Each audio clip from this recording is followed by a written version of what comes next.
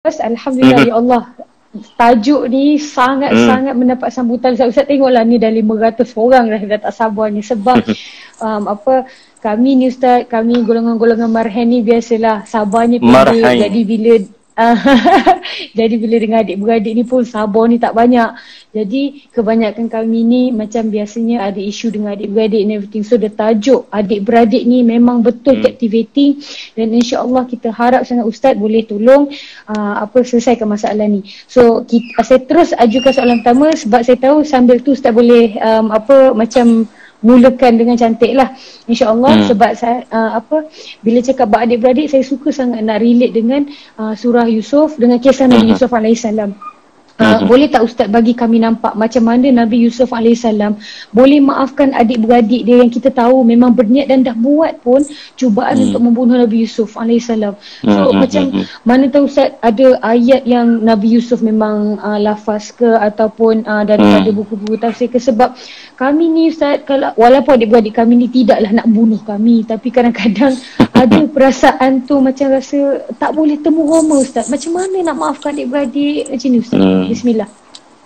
Bismillahirrahmanirrahim. Alhamdulillahirabbil wassalatu wassalamu ala asyrafil mursalin wa ala alihi wa sahbihi wa barik wa sallim. Saya ambil pendekatan sembang lah Fin Boleh Ustaz, suka-suka. Maknanya saya akan bercakap dalam 4-5 minit and then kalau ada interruption daripada Fin silakan insya-Allah. Baik. Jadi saya tak nak cakap 3-4-5 poin terus, lebih baik saya dengar dan barangkali ada sesuatu boleh saya sembangkan berdasarkan soalan. Boleh kita buat macam tu Boleh, suka-suka. Okey. Fin tanya tadi macam mana nak ada kekuatan memaafkan? Ada tak Nabi Yusuf melafazkan apa-apa? Kalau kita perhatikan surah Yusuf, kisah Nabi Yusuf alaihi salam, dia memaafkan saudara-saudara dia, abang-abangnya yang 30 tahun lepas umban dia dalam telaga. Dia dapat kekuatan untuk memaafkan. Sebenarnya dia dah lama memaafkan pun. Dia bukan berdendam. Tetapi dia melafazkan dia memaafkan selepas peristiwa dia membantu saudara-saudaranya dalam musim kemarau yang sangat teruk 7 tahun. Poin saya, pengajarannya adalah antara cara untuk kita ada kekuatan memaafkan orang adalah dengan kita membantu seseorang. Kita infak sesuatu kepada seseorang. Dalil dia adalah surah yang ke-3 ayat 133-134 kalau Fin cuba semak sekarang. Okay. Sebab soalannya tadi, apa kekuatan Ustaz nak memaafkan? Betul. Kekuatan tu kita tak dapat kecuali Allah bagi. Kita bukan boleh reka-reka. Sebab benda nak memaafkan orang ni benda bukan mudah. Tak semua orang ada kekuatan begitu walaupun melafazkan maaf zahir batin. Zahir je, batin belum tentu. Betul. Jadi kalau Fin ada Quran, muka surat muka surat Quran ni 67. Okey, ada 2 ayat kat situ, Fin.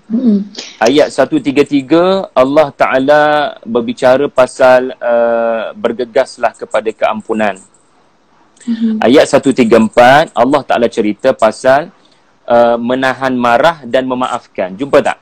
Kalau kita tengok translation tu memang bagi tahu menahan marah.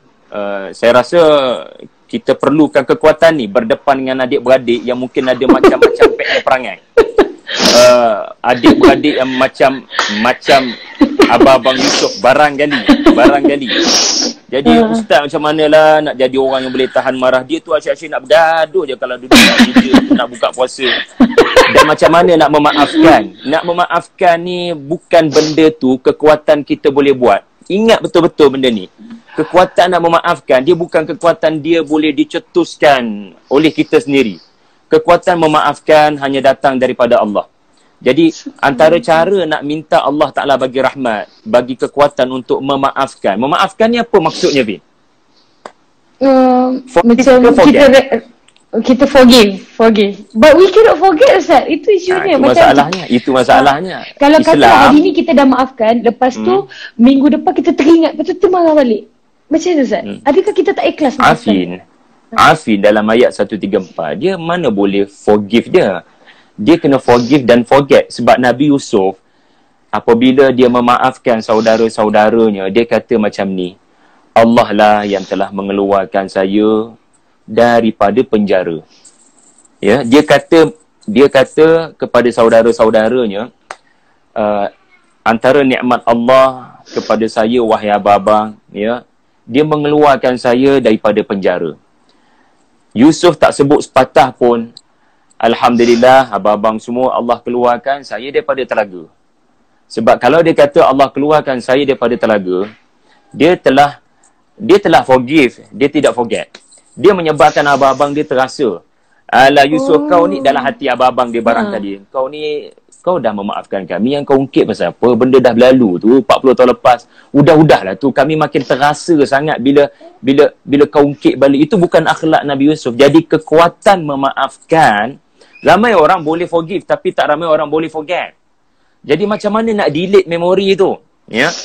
Dalam surah At-Taghabun, kalau Fin baca surah yang sangat duduk dekat dengan surah rumah tangga, ya, bukan mudah ya apabila kita ada konflik dengan pasangan kita katakan, tetapi Allah perintahkan wasfah ni maksudnya buka diari baru. Bukan mudah bila pasangan kita melakukan kesilapan. Lepas tu kita bukan setakat nak berdamai semula, tetapi abang janganlah duk ungkit balik, ayang janganlah duk ungkit balik. Itu bukan kekuatan yang mudah. Sebab itulah dalam surah At-Talaq, dalam isu-isu talak, kita nak berdamai balik, kita nak rujuk balik. Orang panggil fa'imsakum bima'ruf, kita nak rujuk balik. Allah selalu sebut wa may yattaqillah. Sebab kekuatan tu tak datang kecuali daripada Allah. La haula wala quwata illa billah. Jadi ayat 134 ni, Fin, kalau kita kembali kepada ayat 134 ni, Allah Ta'ala sebut menahan marah dan memaafkan datang selepas cerita tentang sifat apa? Sifat infak, betul tak? Ayat 134 tu jumpa tak? Betul. Orang yang memberikan infak ketika rahsia dan ketika dalam kesempitan. Kita COVID-19 ni dalam kesempitan, betul kan? Betul. Tetapi dalam kesempitan ini pun kita infak. Dan infak kita pun kita tak habaq pada orang. Kita tak beritahu sebab sarak. Kita tak beritahu orang. Dan kita dalam kesempitan, kita pergi tolong frontliners. Kita tolong bagi. Ini antara cara yang boleh melembutkan hati kita untuk memaafkan. Satu lagi, Fin. Memaafkan kerana apa? Betulkan niat. Kalau memaafkan untuk kalau kita memaafkan dia, tetapi kita ada kepentingan. Kita ada untuk kepentingan di masa kepada depan, dia. Zat. Untuk ungkit di masa depan. Untuk ungkit di masa depan kadang-kadang. Dia takkan benar-benar selesai. Sebab tu betulkan niat kita memaafkan. Kita memaafkan kerana Allah. Kita nak ganjaran, kita nak pahala daripada Allah. Sebab memaafkan, ayat 133 yang Fin sebutkan tadi, ayat tu janjinya syurga. Orang yang boleh memaafkan syurga. Jadi kita memaafkan bukan sebab kita ada kepentingan apa-apa. Yusuf alaihi salam memaafkan saudara-saudaranya bukan sebab ada kepentingan apa pun. Cuma dia nak syurga lah. Sebab ini ciri ahli syurga. Dan untuk makluman Fin dan kawan-kawan semua, ayat 134 ni turun pada siapa? Turun kepada para sahabat lepas perang Uhud, tau. Perang Uhud, besar tak besar kesilapan pasukan pemanah? Besar kesilapan tu. Tetapi Allah Ta'ala didik ayat 134. Wahai para sahabat yang sangat marah. Kaziminal ghaiz. Yang tak boleh nak tahan marah sebab hampalah jadi pada Hamzah. Sebab kalianlah jadi teruk pasukan muslimin kena pukul. Stop blaming. Semua ni rencana Allah. Ajal maut di tangan Allah. Quraisy hanya asbab. Ajal maut sudah ditentukan Allah. Betulkan cara pandang tu. Ada asbab, ada musabab. Jadi Allah Ta'ala didik para sahabat tahan marah tu. Sedangkan dia orang punya ujian lebih berat daripada kita sebab membabitkan kematian. Orang mati sebab kawan kita. Bapak kita mati sebab kawan kita. Anak kita mati sebab kawan kita. Allah Ta'ala ajar kita, ya, agar maknanya ayat ni turun kerana peristiwa yang sangat berat dan Allah perintahkan agar para sahabat memaafkan pasukan pemanah. Dan kepada pasukan pemanah, wasari'u ila maghfirah. Kamu walaupun barangkali dipandang hina, ya, kerana melakukan kesalahan, tetapi di sisi Allah kamu mulia asalkan kamu bertobat. Dan saudara-saudara Yusuf ini mulia sebenarnya apabila mereka akhirnya bertaubat. Ya, mereka memang melakukan kesalahan. Kesalahan tu kita boleh bincang panjang lebar nanti insya-Allah. Itu untuk first, ya, untuk first saya punya point lah. Iaitulah kekuatan ini, kekuatan memaafkan, dia boleh datang dengan kita bantu orang terlebih dahulu, maka Allah akan lembutkan hati kita dan Allah akan bagi kekuatan pada kita untuk memaafkan. Itu yang pertama lah, Fin. Kalau ada soalan lagi ke, Fin? Oh, banyak soalan, Ustaz. Tapi itulah. Kat situ dah berdempung betul. Maksudnya kalau macam dengan sesama, macam kiranya yang lagi teruk pun boleh memaafkan. Macam kita, adik-beradik kita tak adalah teruk sangat, tak kalah susah sangat nak maafkan saya.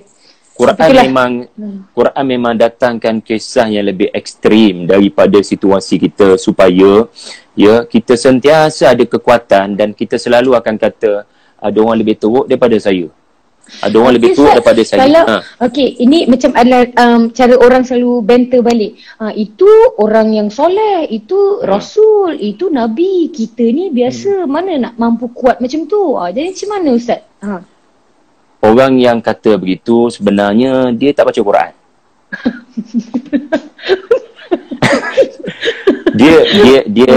Dia dengar-dengar di internet, dia dengar orang sembang. Memanglah Nabi Yusuf tu kuat nak memaafkan. Dia tu Nabi. Quran, ya, apabila memaparkan kisah Nabi Yusuf, orang yang baca betul-betul dengan terjemahan, Allah tidak memaparkan Yusuf, ya, semasa diuji dengan abang-abangnya, ya, yang dia ni, ya, jadi orang yang kuat, tabah sebab dia Nabi. Sebenarnya dia diuji oleh abang-abangnya, adik-beradiknya semasa dia belum menjadi Nabi. So bila kita baca cerita tu, macam mana Yusuf ni masa dihumban dalam telaga tu, dia tak cakap sepatah pun. Dia tak kata, jaga hampa semua aku balas satu hari nanti. Hampa tahu tak aku mimpi hampa semua akan sujud pada aku. Dia tak sebut sepatah pun. Kalau kita baca surah Yusuf ayat 15 tu, abang-abangnya masukkan dia dalam telaga, tanpa sepatah pun Yusuf berkata apa-apa. Dia cuba defend diri dia. Tetapi di akhirnya, dia ada kekuatan, ya, untuk redha, kekuatan untuk bersangka baik, dan kekuatan untuk membalas makian dengan makian. Ini bukan mudah. Benda ni berlaku pada Nabi pun di Mekah ketika surah ni turun. Orang maki Nabi gila-gila. Tetapi Nabi ada satu akhlak, ya. Nabi ada satu akhlak di mana, ya, dia memaafkan. Sebab, ya, Allah Ta'ala sebut, kalau Fin boleh buka Quran, kawan-kawan boleh buka Quran, kita buka surah 7. Muka surat pun saya nak belik ni, Fin. Ayat 200. Ayat 200. Okey.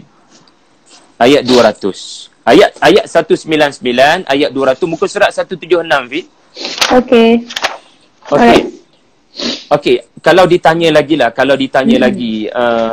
apa ya kekuatan untuk jadi orang yang tabah, tak balas maki dengan maki sesama adik-beradik maki kita, macam mana tu Ustaz nak kuat? Kita kena isti'adah. Ayat 200, dia sebut pasal mohon perlindungan daripada Allah. Sebab saya sebut tadi, kita tak gagah nak hadapi benda ni. Kita tak kuat nak hadapi caci maki dalam family kekadangnya. Tetapi yang boleh memberikan kita kekuatan adalah apa yang memberikan kepada Nabi kekuatan.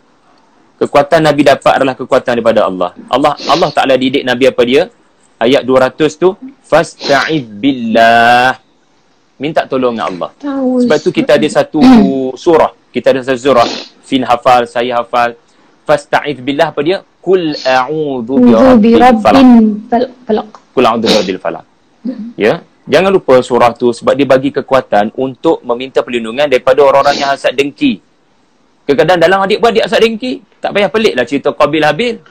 Qabil sanggup bunuh, Habil sanggup bunuh Qabil sebab dengki. Kan? Hasad dengki boleh menimpa anak Nabi. Hasad dengki boleh menimpa anak-anak Nabi. Anak Nabi Adam, anak-anak Nabi Yaqub. Tak ada jaminan mak ayah, ustaz, ustazah, anak-anak semua baik-baik belaka. Hasad dengki boleh menimpa kita. Maka mohon pada Allah, qul a'udzu birabbil falaq, sampailah min syarri hasidin idza hasad. Jadi kalau kita berdepan dengan situasi macam ni, minta tolong pada Allah, sebab bila Allah tolong kita, dia akan bagi kekuatan pada kita apa yang dia bagi pada Nabi. Apa yang dia bagi pada Nabi? Ayat 199. Kita undur satu ke belakang, Fin. Ayat 199, jumpa tak? Jumpa. Khudil afwa.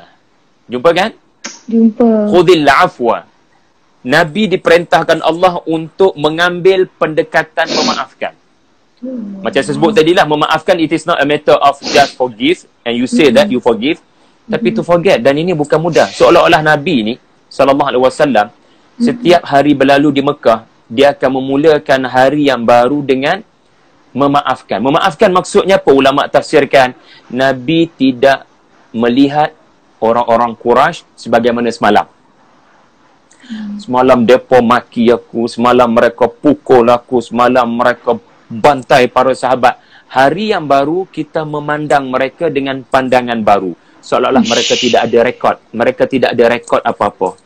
Dan bukan mudah kekuatan ni nak dapat. Sebab dalam kepala kita ni, dia ni lagi. Kita ada prejudis. Kita ada prejudgment. Allahu Akbar. Jadi tak mudah lah. Yang kedua, Fin, wa'mur bil'urfi. Wa'mur bil'urfi. Maknanya bila kamu nak menegur, bila kamu nak berdakwah pada saudara-saudara kamu, pada abang kakak kamu, pada adik-beradik kamu, kamu kena guna uruf. Uruf ni apa? Uruf ni adalah sesuatu yang diiktiraf. Iktiraf pun asal daripada perkataan uruf. Iktiraf. Maksudnya psikologi, ya, mengiktiraf perkataan tu baik. Ya, manusia yang mendengar akan meyakini perkataan macam tu baik. Maknanya apa ya? Treat others as you want yourself to be treated. Gitu. Kalau kamu nak tegur abang-abang kamu tu, tapi kamu guna perkataan yang kasar, kamu sendiri suka tak kalau orang cakap dengan kamu dengan perkataan kasar? Maka jangan buat begitu pada abang-abang kamu, pada adik-beradik kamu bila kamu nak tegur. Berapa ramai orang yang nak berdakwah kepada adik-beradik, ya, berapa ramai yang nak menegur adik-beradik, ya, kerana dia tidak ada kekuatan memaafkan tadi. Itu nombor satu Allah Ta'ala mention. Ya, dia tak ada kekuatan nak forget, maka dia mulalah, ya, dia mula untuk menegur tetapi hanya menjauhkan dan memburukkan keadaan. Dan akhir sekali, wa'arid anil jahilin. Hendaklah kamu wahai Nabi berpaling daripada orang-orang yang jahil. Orang jahil. Jahil ni apa, Fin? Kebanyakan kita faham, jahil ni orang yang tak tahu. Orang yang tak tahu tentang ilmu. Itu tafsiran pertama. So, Nabi dididik oleh Allah. Setiap hari, kita bayangkan 13 tahun, 10 tahun Nabi dimaki oleh para pemimpin Quraisy. Tetapi pertama sekali Allah Ta'ala didik, depa tu jahil. Allah tak kata depa tu musuh-musuh kamu, maka berdepanlah dengan mereka seperti bala tentera di medan tempur. Kena betul-betul bersedia untuk menyerang. Tak. Allah Ta'ala kata mereka jahil, kesian dekat diorang. Diorang ni tak sampai ilmu lagi. Padahal Nabi ni duduk berdakwah tiap-tiap hari. Tetapi Allah Ta'ala didik, kamu jangan duk bangga sangat dengan kerja dakwah semalam kemarin. Hari ni ada kerja perlu dibuat lagi sebab mereka belum sampai ilmu. So Allah Ta'ala didik Nabi jangan terpedaya dengan kerja dakwah yang dah dilakukan. Ya. Lalu hendaklah menganggap mereka ni belum sampai ilmu. Yang kedua, jahil ini tafsiran kata orang yang gagal menahan emosi. Lalu dia lalu dia maki, lalu dia belasah kita. Maka dalam hal ini bertabahlah. Dan tabah ni tak boleh datang daripada kita. Dia datang dengan a'udzubillahi minasyaitonirrajim ayat 200. Gitulah. Jadi a'udzubillah ni jangan duk baca bila nak dekat baca Quran je. So pagi ni kita belajar satu benda, luaskan maksud isti'adah. Sebab apa surah Al-A'raf ajar kita? Surah Al-A'raf ajar kita, Nabi dalam dakwah diminta kepadanya untuk a'udzubillah. Kita ni bila sebut a'udzubillah, bila apa? Bila bersin. Bila apa? Kita a'udzubillah bila takut hantu, Ustaz. Dia takut hantu.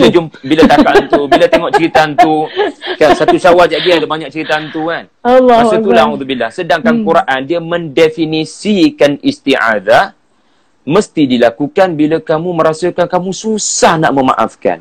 Bila kamu susah nak bercakap dengan baik. Bila kamu susah nak a'rid. Ini yang saya sebut forget ni. Untuk berpaling.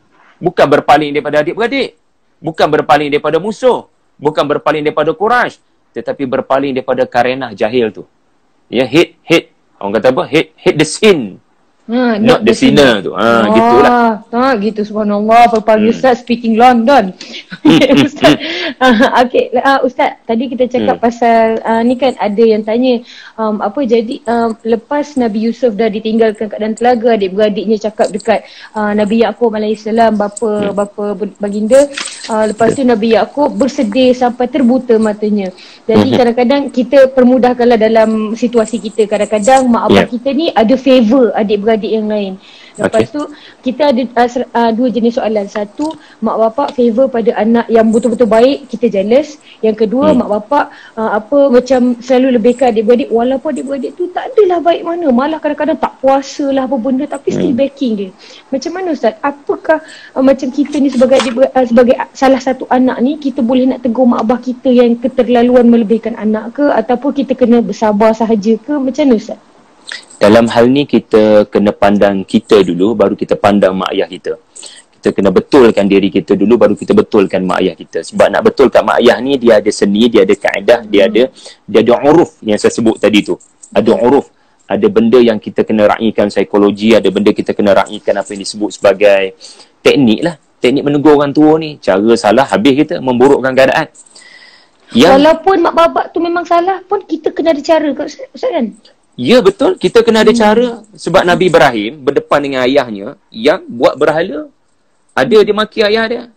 Ada dia panggil mulut laser pada ayah dia. Ada dia kata, ayah dalam kebatilan, saya dalam kebenaran. Ayah kena bersyukur, anak ayah ni ulama besar. Dia tak kata macam tu. Dia tak kata macam tu. Kalaulah kita ada masa, kita pergi pada surah Maryam tu, ya Allah. Ibrahim, ya, memang betul-betul alaihi salam menggunakan apa yang saya sebut tadi, uruf. Mana kalau psikologis tengok ayat tu, ya Allah, hebat Quran ni. Dia memang menunjukkan cara dakwah yang Allah Ta'ala sarankan adalah cara dakwah yang mesti faham manusia. Mesti faham manusia, bukan terus bagi khutbah dekat dia. Mesti faham manusia, ya abati, ya abati, ya abati. Dalam dakwah Nabi Ibrahim tu, dia ada soalan. Mana boleh kita judge orang? Dia kena, ya, apa pendapat ayah? Dia macam berbincang. Dia macam bertanya soalan. Kalau kita judge orang tua, mana boleh kita tuding jari? Kau siapa? Aku asam apa ni? Garam. Aku diabetes pun sebab kau jugalah. Bukan garam, dah gula pun aku telan. Okey, itu soal mak ayah lah, Fin. Saya nak tekankan satu lagi. Kita yang menjadi mangsa ni kena ada kekuatan juga. Kita kena ada kekuatan berdepan dengan ibu bapa yang barangkali melakukan kesalahan, melebih-lebihkan sesama adik-beradik. Ya, kekuatan yang kita kena pegang. Sekali lagi saya nak menyebut kepentingan isti'adzah.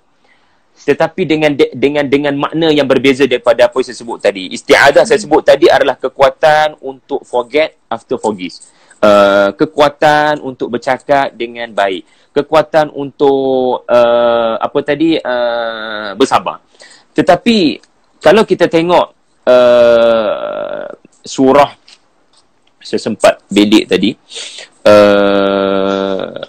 kalau kita tengok pada ayat surah Yusuf sendiri, Fin, kalau boleh tengok surah Yusuf, boleh. Ayat hujung-hujung sekali, ayat 100 ayat 100, kawan-kawan semua boleh buka ayat 100. Okey, inilah ucapan muka surat, sorry, 247. 247. Okey. Ayat tu panjang tau, tapi kita pergi dekat perkataan setan, dekat perkataan syaitan. Jumpa tak perkataan syaitan? Jumpa.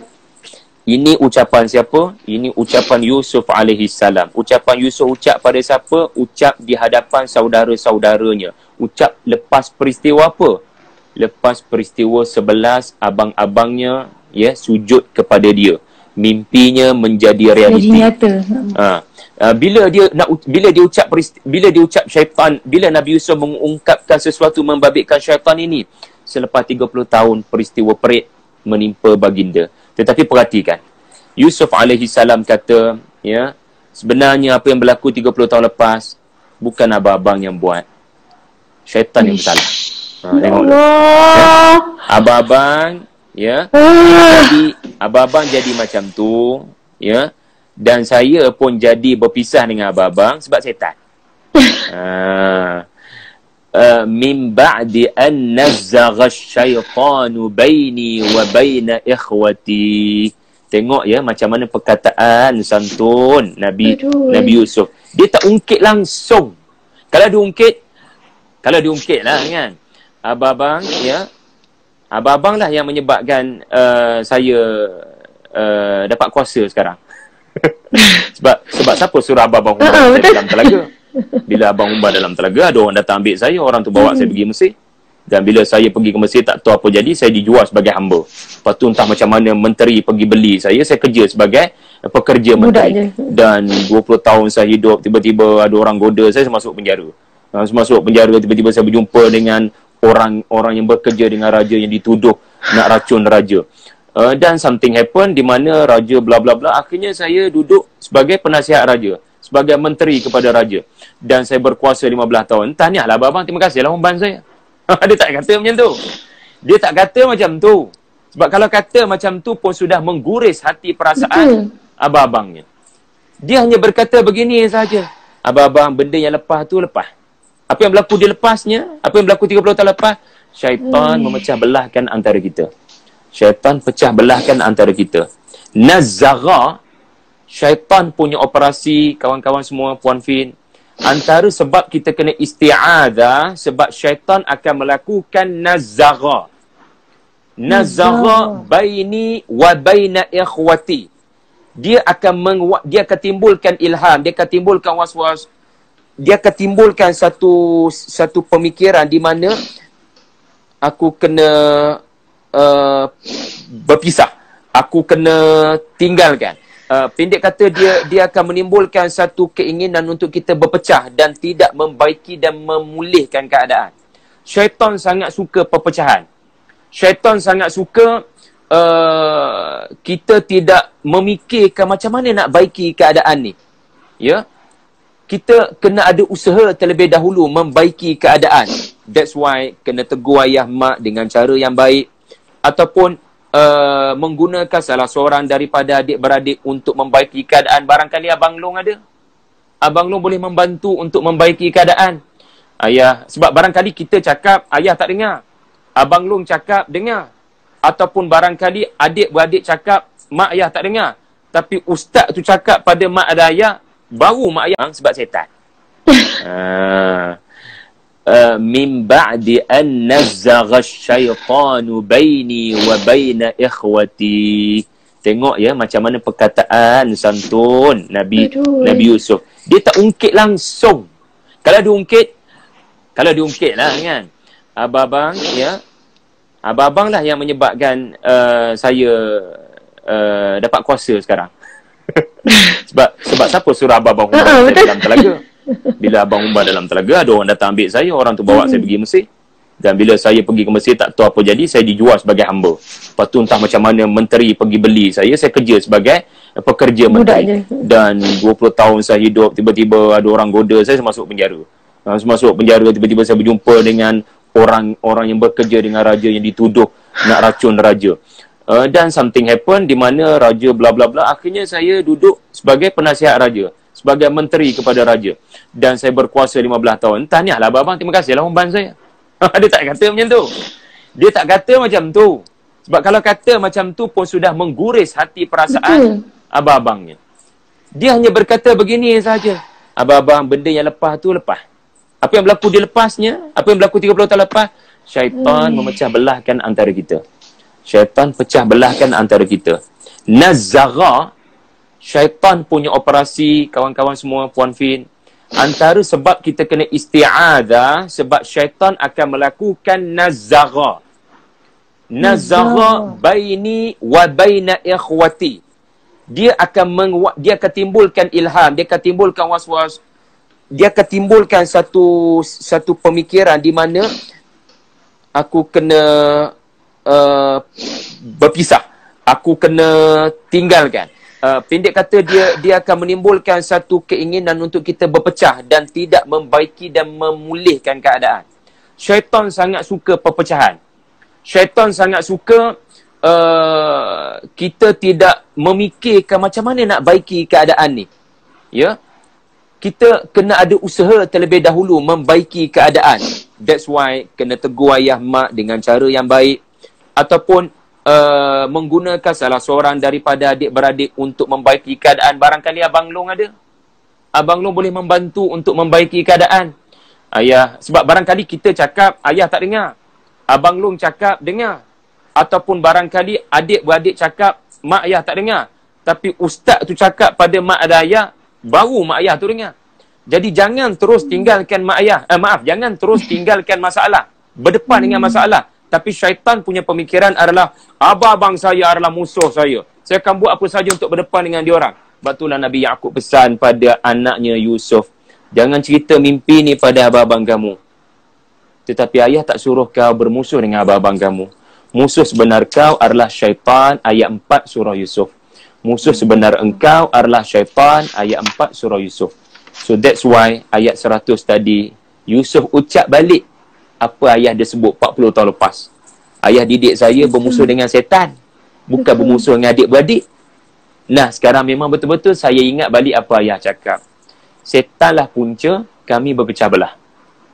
Ya, saya ada prasangka yang bukan-bukan pada abang-abang saya, sebab masa tu saya belum lagi menjadi Nabi, tapi saya tak keluar kat mulut je masa tu. Ya, sebab dalam Quran tak ada cerita Nabi Yusuf melafazkan apa-apa. Ya, tetapi abang-abangnya melafazkan macam-macam, ya, kepada Yaqub dan kepada Yusuf alaihi wassalam. Itu je lah. Fin, kalau respon kepada tadi tu.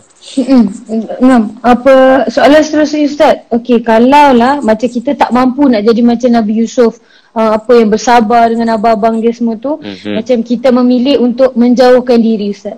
Sebab ini pun adalah ramai pilihan ramai di luar sana, maksudnya. Okey, saya faham. Okey, sila Ustaz.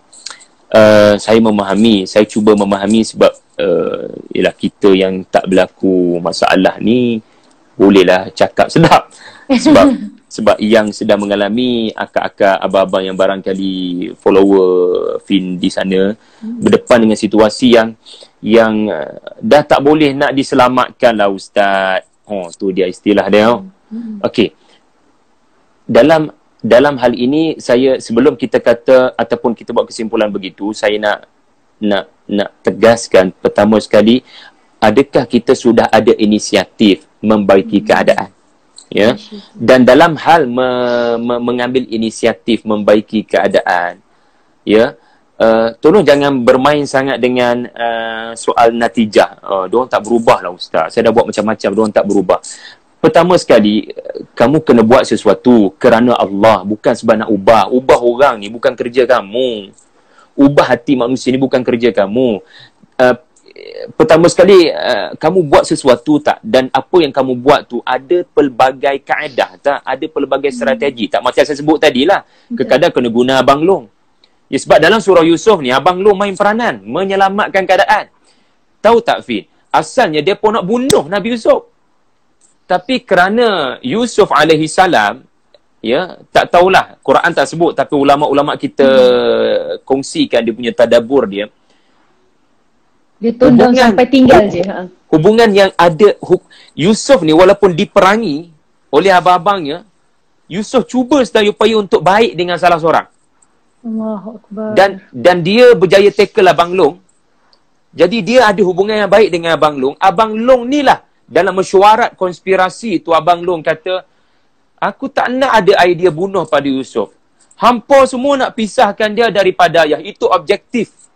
Jadi kenapa nak bunuh kalau nak pisahkan sahaja daripada mak ayah? Kenapa nak kena bunuh? Bunuh bukan cara. Jadi aku cadang. Dia panggil mudarat yang lebih ringan, Fin. Mudarat yang lebih ringan. Bila berdepan dengan mudarat yang tak boleh nak elak ni, maka kamu cadangkan mudarat yang lebih ringan. Ya, iaitulah kita letak dia dalam telaga. Dan aku tak nak ada orang dalam adik-beradik aku ni yang cadang nak letak dalam telaga yang orang tak akan jumpa. Aku tak nak. Itu mati juga. Mati perlahan. Bunuh mati cepat. Letak dalam telaga, orang tak jumpa, mati perlahan. Apa beza sangat? Aku tak nak adik-adik aku buat kerja-kerja jahat sedangkan ayah kita Rasul mengajar syariat Nabi Ibrahim, mengharamkan bunuh. Jadi macam inilah kalau hampa ni benci sangat, in kuntum fa'ilin, kalau hampa benci sangat kat dia, kita letak dalam telaga orang boleh jumpa. Letak dalam telaga orang boleh jumpa, and then the rest is history lah. Ya, serah kat dia. Dia nak hidup macam mana? Pandai-pandailah dia hidup. Macam mana? Kalau dah benci sangat, in kuntum fa'ilin, kalau hampa nak buat sangat. Itu abang dia cuba selamatkan keadaan. Walaupun di akhirnya abang-abangnya, ya, di sisi Allah dalam surah Yusuf, ya, Allah Ta'ala, ya, meletakkannya dalam folder yang sama, berkompromi. Dia tidak menyelamatkan sehabis baik. Tapi tak apalah. Sekurang-kurangnya abangnya ada usaha. Jadi poin saya tadi, pertama, sebelum kita nak quote in quote berhijrah, sebelum kita meninggalkan ahli keluarga kita ataupun adik-beradik kita, ya, did you ada tak kamu buat sesuatu? Satu soalan. Yang kedua, kamu buat dengan pelbagai cara atau guna satu cara? So jangan shock sendiri kalau satu cara tak terkesan.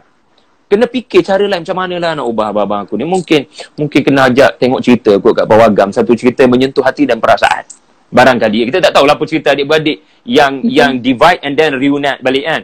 Tak tahulah apa cerita yang terbaik. Barangkali pendek kata kena ada kreativiti lah. Ini yang disebut uruf tadi ni.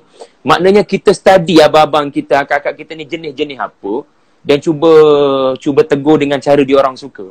I'tiraf. Tetapi kalau kita sudah gagal dan dia hanya menambah tekanan, maka kita ke Mesir lah. Macam Nabi Yusuf. Quote in quote ke Mesir. Sebab ada sebab Yusuf tak nak balik dah ke rumah. Kita bayangkan kafilah Mesir tu, Fin tahu kan? Kafilah Mesir jumpa Yusuf dalam telaga. Lalu, ini kan peluang terbaik untuk Yusuf berkata, hantarlah saya balik ke rumah ayah saya, Yaqub. Alamatnya tak jauh mana ni, saya share location ni. Hantar balik lah. Tak jauh mana pun. Kafilah tu pun. Betul? Bukan tak tahu. Takkan tak tanya tahu mana rumah kau, dek kan? Dan Rasul yang bernama Yaqub, takkan dia orang tak kenal. Tapi menarik tahu, ulama' bahas. Kenapa Yusuf senyap dik, kata orang Kelantan. Tak kecil sabuk. Senyap dik. Tak cakap pun. Dia tak pun meronta-ronta, tolonglah pulangkan saya. Sebab dia faham. Kadang duduk bersama ni memburukkan keadaan. Maka tak apalah, saya bawa diri sekejap. Dengan harapan. Jangan membawa diri dengan tiada harapan. Bye-bye. Jangan goodbye. Mungkin dengan cara berpisah ni, dia satu cara daripada banyak cara saya sebutkan tadi. Betul. Satu cara untuk mungkin dengan saya tak adil baru diorang menghargai saya. Bagi tenang dulu. Sebab kadang orang takkan hargai makanan, ya, pada pukul 8 pagi ni. Orang akan hargai makanan pukul 6 petang dia lagi. Pukul 4 pun dah boleh hargai, Ustaz. Benda tu baru dia rasa tadi. Tapi kalau benda tu dah lama tak ada, baru dia terasa mencari-cari. Barulah masa ni nak sebut Yusuf tu baik benar lah. Ya? Apa yang kita dah buat kat dia selama ni. Masa ni baru nak terasa. Tak apalah, jadi dia boleh berpisah, tetapi berpisah itu strategi.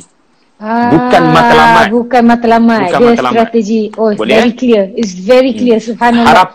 Harapannya Fit adalah, ya, I will make comeback. Ya, saya akan comeback, ya, dengan yang lebih baik. Dengan cara yang lebih baik, mudah-mudahan. Okey? Subhanallah, very clear, Ustaz. Yang lain, sebelum kita tinggal lagi dalam 20 minit, baik korang tulis soalan kalau ada apa-apa tambahan daripada Ustaz punya ini tadi, Fin boleh tengok lah soalan tu sebab saya tak sempat tengok dah ni. Tak apa Ustaz, best ni. Ni Ustaz, soalan seterusnya, takat mana tuntutan kita adik-beradik nak menegur sesama adik-beradik? Kalau adik-beradik kita buat tak betul, tak puasa, tak semayang, adakah ada tuntutan? Maksudnya ada tuntutan tak? Macam untuk kita tegur adik-beradik kita ke macam itu tanggungjawab mak abah kita? Biarlah dia. Macam Ustaz faham tak? Setakat mana? Macam ni. Sampai batas mana saya kena tegur? Macam ni, macam kadang-kadang terutamanya pada adik-adik kepada atas-atas, macam katalah abang dia tak semayang, kakak dia tak semayang. Kan kalau macam, adakah dia macam jadi satu kewajipan untuk kita pastikan dia berubah, pastikan dia solat, pastikan, sebab Ustaz faham tak? Macam itu dilema kami Ustaz. Jadi macam mana Ustaz? Perubahan mengambil masa. Jangan drastik, jangan mengharapkan perubahan berlaku sekelip mata. Orang yang ada fikiran begitu, dia tak baca Quran sebenarnya. Quran mengajar Yusuf alaihi salam, dia tidak terus bila saudara-saudaranya sampai ke Mesir, ya, nak ambil makanan daripada kerajaan Mesir, yang diorang tak sedar yang bahagi makanan gandum tu adalah adik yang mereka humban dalam telaga 30 tahun lepas. Menteri dan penguasa Mesir. Kali pertama dia orang bertemu dengan Yusuf, Yusuf tidak langsung berkata mention dia Yusuf. Ini menunjukkan dia ada strategi dan dia tidak terlalu cepat mengharapkan perubahan. Walaupun dia sudah diberitahu dalam mimpi yang abang-abangnya ini akan jadi kaukaban, akan jadi bintang cerah terang benderang orang-orang soleh. Ya, dia tidak terlalu cepat untuk pergi kepada natijah. Dia memikirkan macam mana cara, walaupun mengambil masa bertahun-tahun. Sedangkan kalau kita fikir logik, inilah waktu terbaik Yusuf alaihi salam memperkenalkan dirinya, ya, dan menyuruh saudara-saudaranya agar saling bermaafan macam hari raya. Itu bukan masa yang terbaik. Ya, jadi menegur adalah seni. Dakwah adalah seni. Pertama, jangan terlalu cepat mengharapkan perubahan. Yang kedua, betulkan niatmu mengubah dan berdakwah. Kamu berdakwah, kamu mengubah dengan prinsip in ajriya illa 'ala Allah. Aku buat sebab aku nak dapat pahala, bukan aku bercita-cita nak tengok perubahan. Kalau mereka berubah, alhamdulillah. Ya, kalau mereka berubah, alhamdulillah. Tetapi betulkan, sebab saya risau kita akan mula naik suara. Kita akan mula menggunakan perkataan-perkataan lam faddu min haulik, perkataan-perkataan menyebabkan abang-abang kita makin jauh daripada kita. Kita mula tunjuk alim, kita mula terpedaya dengan ilmu kita, kita mula merasakan kita lebih baik. Ini bahaya paling besar. Kita rasa kita lebih baik dari abang kakak kita yang tak semayang. Ya, mereka tak semayang. Memang dosa. Tetapi kaedahnya adalah benci dosa, bukan pelaku dosa. Seorang ulama berkata, watawasau bil haqq watawasau bis sabar. Sabar itu apa maksudnya? Saya ingat kelas Ustaz. Alhamdulillah, puan Fin antara yang datang. Satu hari itu rasanya separuh hari ke satu hari? Satu. Apa maksud berpesan dengan kebenaran? Mesti juga ada kesabaran. Kenapa kena berpesan dengan kesabaran? Tak boleh ke dengan kebenaran? Berpesan dengan kesabaran. Kesabaran ini antara tafsiran yang pertamanya adalah sabar menunggu natijah. Jangan baru tanam benih, dah bercita-cita nak petik buah. So bersabar, tunggu perubahan. Masanya akan datang. Nabi 23 tahun nak tukar Abu Sufyan, Khalid Al-Walid, Ikrimah bin Abu Jahal. Ya, bukan mudah nak mengubah saudara-saudara Yusuf dalam hidup Nabi ni. Ya. Yang kedua, apabila kita apa tadi? Sabar. Sabar yang kedua adalah ini yang penting. Watawasau bisabar, kamu bersabar daripada mempunyai emosi-emosi dan penyakit-penyakit hati. Kamu menahan, dia sabar ni artinya tahan, Fi. Menahan daripada terpedaya. Antaranya yang disebut oleh ulama ini adalah watawasau, ya. Kamu jangan rasa kamu lebih baik daripada pelaku dosa. Jangan kamu rasa kamu lebih baik daripada pelaku dosa. Hatta Nabi Ibrahim pun, Fin, dia kata begini. Dalam surah Maryam, kalau saya boleh belik lah. Surah Maryam, surah yang ke-19, muka surat Nabi Ibrahim, muka surat 308, Fin, Okay, saya bagi contoh lah. Apa maksud tawasau? Jangan rasa kita lebih baik daripada pelaku dosa. Ya, memanglah kita ada ilmu lebih daripada dia, tapi jangan terpedaya. tahan daripada perasaan yang kita rasa kita lebih baik. Sebab bila kita rasa lebih baik, yang ni akan mempengaruhi kataan kita, cara kita bercakap dengan dia. Dia duduk, kita bercakap sambil berdiri. Itu pun dah tak kena dah. Kita dah tunjuk kita lebih daripada dia. Kan? Habis tu Ustaz, dia berdiri, saya kena duduk. Bukan macam tu pula maksud dia. Duduk sama rendah, berdiri sama tinggi lah maksudnya. Okey. Ayat yang saya nak kita fokus adalah 43, Fin 43. Okey. Wahai ayah, sesungguhnya aku benar-benar telah datang kepadaku sebahagian daripada ilmu yang belum pernah datang kepadamu. Okey, maksudnya ya abati inni qad ja'ani minal ilmi ma lam ya'tika. Okey, pertama sekali, macam mana Nabi Ibrahim memulakan dengan memandang ayah dengan penuh kasih sayang, bukan dengan kebencian. Sedangkan ayah punya 1001 sebab untuk dibenci. Dia buat berhala, dia membantu Namrud, dia melakukan dosa jenayah itu ini. Ayah ada 1001 sebab untuk dibenci oleh anak yang saleh. Tetapi anak kata Allah jadikan ayat Quran sebab anak bukan sekadar sebut di mulut. Ia benar-benar makna dalam hati. Ayah, apa saya cakap ni sebab saya sangat sayang dekat ayah. Memang saya tak pernah benci ayah. Maknanya hate the sin, not the sinner. Yang kedua, saya didatangi sebahagian daripada ilmu yang belum sampai pada ayah. Tapi ayat kita biasanya hari ni, saya alim daripada ayah. Saya ulama, ayah orang jahil. Saya belajar 4 tahun ayah. Halal haram ni ayah. Tak, Ibrahim tak kata macam tu. Ibrahim kata, saya didatangi sebahagian daripada ilmu Allah. Yang perkataannya sebahagian Ustaz. Sebahagian ilmu. Min. Ada min kat situ. Ayat 43 tu ada min litab'id. Sebahagian ilmu. Dia tak kata saya ada semua ilmu ayah.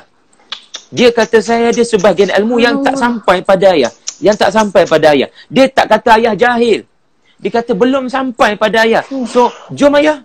Saya nak pimpin tangan ayah. Fattabi'ani ahdika siratan sawiyah. Saya nak pimpin tangan ayah supaya berjalan dengan saya. Kita faham ilmu ni sama-sama. Itu adab. Dakwah perlukan adab. Dakwah perlukan niat. Dakwah perlukan adab. Niat apa tadi? Jangan terlalu gairah nak tengok natijah. Betulkan niat nak dapat pahala. Dan ingat saya sebut apa di awal tadi. Kalau nak Allah lembutkan hati kita dan hati mereka, infak. Infak. Kita lembut hati untuk memaafkan. Kokoklah diorang bagi feedback yang sangat menyakitkan hati. Dan Allah boleh lembutkan hati diorang bila kita infak something. Mungkin kita bagi hadiah ke apa. Siapa tahu? Bukan hanya pada orang tu Ustaz, pada orang lain pun tak apa Ustaz kan? Orang lain, kalau saya cakap awal tadi orang lain. Tetapi bukankah sebaik-baik untuk mendamaikan sesuatu yang keruh dan konflik adalah memberikan hadiah kepada musuh kita? Kalau perhati cerita Nabi Yusuf, yang menyebabkan diorang tersentak adalah Yusuf alaihissalam bagi 10 guni kali pertama datang. Kali pertama 10 orang ni datang, dia bagi free. Dia guna duit poketnya sendiri. Sebab apa? Bukti dia bagi free sebab dia pulangkan balik barang-barang abang dia tu. Maknanya apa? Seolah-olah sebab kerajaan Mesir dia ada sistem barter. Kalian nak gandum, kalian kena bagi handphone, bagi iPad pada kerajaan Mesir. Mana boleh kami bagi gandum kalau kalian tak bagi something kepada kerajaan Mesir, rugilah kerajaan Mesir macam ni. Tetapi kenapa tiba-tiba iPad, ini contoh je lah iPad, gadget yang abang-abang dia bagi kepada kerajaan Mesir, Yusuf pulangkan balik. Dengan guni-guni yang penuh dengan gandum tadi. Maknanya free of charge. Free. Aku sedekah kat kalian. Untuk menjinakkan hati. Satu hari nanti benda ni akan berguna. Iaitulah bila dia datang kali ketiga. Sampai abang-abangnya terkesan sangat. Sampai tak boleh nak terima rupanya Yusuf yang diorang humban tu adalah orang yang terpacak depan mata diorang sebagai penguasa. Ustaz, saya sebagai orang ketua kelab manusia-manusia degil, saya nak akui sebenarnya kelab tu berdaftar tak dengan ROM? Dah insya-Allah dah ada SSM. Tak, apa saya nak cakap adalah memang sebenarnya kita tahu kadang-kadang kita ni degil, gangsters and everything, tapi bila orang buat baik kat kita, sampai kita rasa aku tak layak dapat kebaikan ni. Memang hati kita ni Ustaz akan goyang Ustaz. Memang betul lah kaedah infak kepada musuh tu. Saya rasa ya Allah subhanallah. Itu memang sangat tepat Ustaz. Sebab tu dalam surah Al-Insan, kalau Fin baca, kita sunnah ni baca ni hari Jumaat ni, suratul Insan. Suratul Insan, kita akan baca satu ayat suratul Insan. Kejap ya, saya belik Al-Insan, surah ke berapa ya? Sekejap ya. Jangan dengan saya tak tahu. Sekejap. Ada kompas mudah ni tapi tak ada kompas ni. Ni. Suratul Insan. Allahumma salli ala Muhammad. Suratul Insan. Okey. 50 surah ke berapa ya, tolong. Yes, 76. 50 apanya 76. Muka surat 578. 578. Ini masalah tak jadi hafiz Quran ni. Kalau hafiz Quran mudah je terlintas kat kepala ni. Okey. Suratul Insan 578, Fin tengok 579 dan tengok ayat yang ke-8. Ayat ke-8. Cari perkataan asiran. Jumpa tak? Jumpa tak perkataan asiran? 8. Ada? Okey, asiran apa Fin dalam terjemahan? Ni ini 8 9 inal wajil minkum. Perkataan terakhir ni wala syukra. Wa asiran, orang yang ditawan. Orang yang ditawan ni siapa? Kalau dalam peperangan, siapa orang yang ditawan? Musuh. Dan Allah kata ayat 8 tu bagi makanan. Bagi makanan kepada orang-orang miskin. 1. Yang kedua, bagi makanan pada anak-anak yatim. 2. Yang ketiga, bagi makanan pada orang yang pernah memusuhi kamu tetapi telah menjadi hamba tawanan kamu. Apa tujuan dia? Dia terlembut hati. Ni dia panggil mu'allaf. Mu'allaf asal daripada perkataan ta'lif. Hati dia jinak. Ya Allah, ini ke Islam. Sebab tu dalam perang Hunain, bila Nabi bahagikan harta rampasan perang, Nabi melebihkan harta rampasan perang kepada pemimpin-pemimpin kabilah yang baru masuk Islam. Strategi Nabi. Nabi melebihkan harta kepada pemimpin-pemimpin kabilah yang masuk Islam. Sehingga ada segelintir para sahabat yang kurang senang. Lalu Nabi kecewalah kerana kenapa tidak boleh kalian memahami hikmah. Antaranya sebab Nabi sedang menunjukkan rahmatnya Islam ini. Sebab kalau pemimpin kabilah ini melihat rahmatnya Islam, sebab diorang antara yang hilang banyak perkara bila berperang dengan kaum muslimin ini. Jadi mereka diberikan kelebihan sedikit, memanglah material, tetapi untuk menjinakkan hati pemimpin kabilah. Kalau pemimpin kabilah boleh masuk Islam dan diberikan pula sedikit kemudahan dengan pemberian ini, macam mana dia akan lakukan kepada kaumnya? Boleh bayangkan macam mana kesan kepada kaumnya. Apa dia akan cakap kepada kaumnya tentang Islam? Betapa Nabi memudahkan urusan hidup dia, bla bla bla, itulah. Jadi asiran adalah orang-orang yang pernah memusuhi kita, sekalipun mereka pernah memusuhi kita, kita buat baik pada dia orang. Dan kita takkan ada kekuatan Fin untuk buat baik kepada musuh, orang yang pernah musuh pada kita, melainkan macam saya sebut awal tadi, kita buat kerana Allah. Kita buat kerana Allah. Sebab tu ayat 9, cuba tengok Fin. Ayat 9. Innama nut'imukum liwajhillah. Liwajhillah. Kamu takkan ada kekuatan nak bagi kepada musuh kita ni dengan musuh berdendam lah. Yang berdendam, kita takkan bagi apa-apa dah kat dia. Jaga kalau kalian, jaga. Kita ada kuasa. Nabi Yusuf ada kuasa. Dan tiba-tiba abang-abangnya yang pernah memusuhi dia datang minta tolong. Yusuf AS boleh kata, pergi balik lah. Kalian punya teruk perangai dulu. Tak, Yusuf tak kata. Yusuf bagi free 10 guni. Yusuf bagi free 10 guni. Sebab apa? Bukan dia berniat nak ubah saudara-saudaranya. Dia berniat nak mengubah. Tapi niat yang paling utama adalah liwajhillah. Dia nak dapatkan pahala sedekah tu. Pahala sedekah. Dan hasil sedekah itulah dia lembut hati untuk memaafkan. Dan saudara-saudaranya nanti lembut hati untuk mengiktiraf. Yusuf diberikan kelebihan ke atas diorang lah. Wallahu a'lam bin. Subhanallah. Ustaz, kita dah sampai dah nak ujung dah ni. Sayang betul lah InsyaAllah. Hari ni terima kasih Ustaz. Rasanya sama-sama semuanya enjoy ni. Saya mudah-mudahan minta Ustaz bagi kata-kata terakhir Ustaz berkaitan dengan adik-beradik, nasihat kepada kami ni insya-Allah. Okey, insya-Allah. Terima kasih banyak. Sebelum saya bagi kata terakhir, saya ucap terima kasih banyak pada Fin sebab IG saya bila salah hadiahlah 20 orang, 30 orang. Yang ni 800. Saya tengok tapi lambat-lambat Ustaz Saya tengok bagian lambat-lambat. Lebih ni tak pernah berlaku ni dalam hidup saya ni. Alhamdulillah, semua yang mendengar, yang follow ini, ya, saya doakan agar Allah Ta'ala bagi kebaikan pada hari ini dan pada masa-masa akan datang. Iaitulah kebaikan dapat lebih menjadikan Quran motivasi hidup, motivator hidup. Ya, saya nasihatkan kepada diri saya dan kawan-kawan semua sebagai kata terakhir ini, ya, iaitulah surah 60 ayat yang ke-7. Ya, surah 60 ayat yang ke-7. Ya, asallahu an yaj'ala bainakum, muka surat berapa saya tak ingat, minta maaf. Okay. Surah 60 ayat yang ke-7, surah 60 ayat yang ke-7. Sebab masalah kita bincang ni. Okey. Muka surat 550 Yes. Ayat yang ke-7. Sebab kita tengah berbincang pasal tajuk adik-beradik dengan masalah yang kita sebutkan tadi, permusuhan. Lepas tu kita ambil cerita Nabi Yusuf. Maka ayat 7 ni pegang elok-elok lah, pegang elok-elok. Ingat ya, siapa pun hasad dengki dekat kita, tak ada apa-apa keburukan akan berlaku kepada kita sebenarnya. Walaupun mereka kelihatan merancang keburukan, abang-abang merancang keburukan. Surah Yusuf adalah bukti Allah terbalikkan keadaan. Kerana hasad dengki, Yusuf dihumban dalam telaga. Kerana dihumban dalam telaga, dia jadi penguasa kat Mesir.